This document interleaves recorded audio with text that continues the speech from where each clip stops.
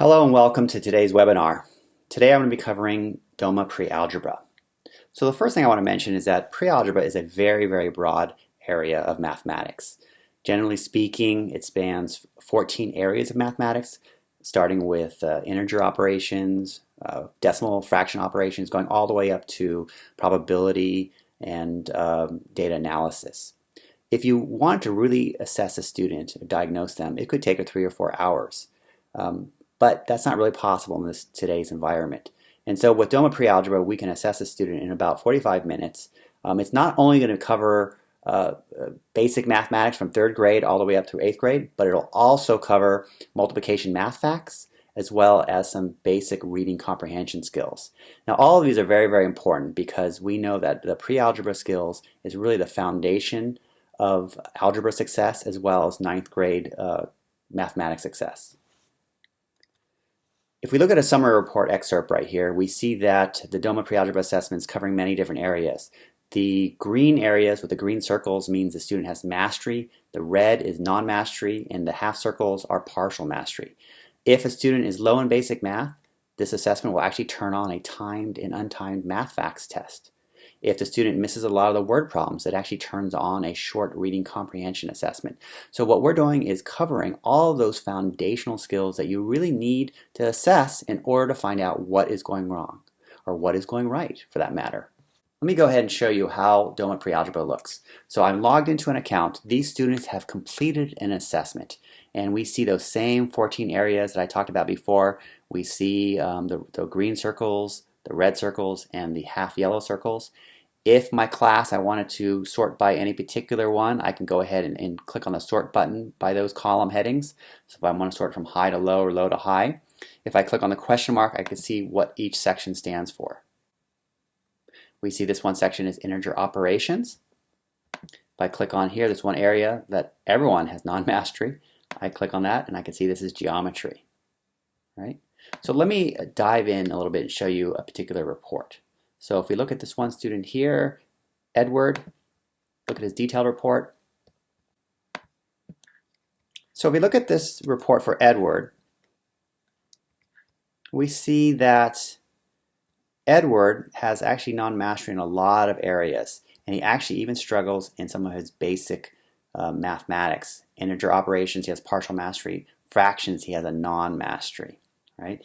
Now as a result of that, we turned on a timed and untimed math facts, and he only got 20% of the math facts correct timed, and 100% he got it correct when it was untimed. So that means it's not automatic for him. In terms of reading comprehension, we turn on the reading comprehension section because he had a non-mastery in simple probability, which has a lot of word problems, and fortunately he did get an 80%, so it means that his reading is probably okay. Now if we look at the breakout here, we see for integer operations, the plus and minuses tell us what he tested in and how he performed. So adding 2 positive numbers, he tested correctly. Subtracting 2 positive numbers correctly. Adding a positive and negative, he answered incorrectly. In the very end down here, we see where his gaps are. Multiplying a positive and negative number, dividing a positive and negative number. So to some extent, I now have a pretty good idea where I need to work with this student, because I see in integer operations, it really has to do with the positive and negative signs. All right, so that's good. It's giving me some idea. Now within fractions, we see that he was given 4 questions. Each one of these actually represents 1 question. Fraction identification, simplifying fraction. He got non-mastery in these first 4 questions, and so the assessment stopped. It said, look, he does not know how to test in fractions on these easier questions. Why would we give him the more complicated ones? So it turned it off and said he has a non-mastery. This other section right here, mastery demonstrated by pre-screener. So he actually did an initial item in the pre-screener section, which is data entry, so there's no chances of guessing, and he got that correct, and so we actually gave him a pass on this section, mastery, and then we did not give him any follow-up questions. So by doing this technique of using a very giving a question in the pre-screener which you cannot guess correctly because it's actually data entry, and having additional follow-up questions, we're able to really paint a picture of how a student is doing in the pre-algebra area. Again, we see that these are some other areas. Geometry, same thing. He did 4 questions, didn't have mastery in these either questions, so it turned off the rest of the section. And this happened for a lot of the sections of this particular student. Okay, so this assessment probably took this particular student maybe 35, 40 minutes. Let's take a look at another student here. If we take a look at Brianna. Now, by the way, if a student is completely algebra ready, the assessment will take only 10 to 15 minutes because they're going to get mastery by the pre-screener and the assessment's going to be very fast. But when they have non-mastery in certain areas, that's when it turns those sections on and does follow-up testing. So we see Brianna, she was not tested in math facts. She was tested in reading though because she missed some of the word problems. All right, again, mastery demonstrated by pre-screener. So we have a green circle. Let's see where she did have some weakness. Estimating and rounding. Okay, rounding decimals, hundredths, 10,000ths. Okay, so in place value decimals, she had a hard time. So again, that gives us a very definitive area where we need to work with this particular student. And the other big thing that happens nowadays is a lot of schools are printing out this report and giving it to the student, giving it to the parent. So they actually have something tangible. Rather than telling them, you're weak in pre-algebra, we actually give them tangible and say, hey, this is where you're strong, this is where you're weak, and it gives them a roadmap.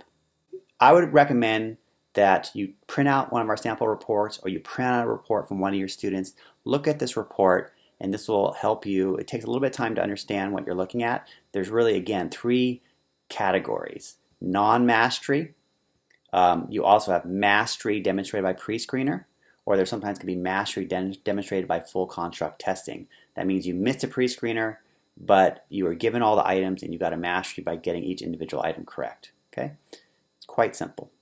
All right, so that's really sort of the pre-algebra in a nutshell.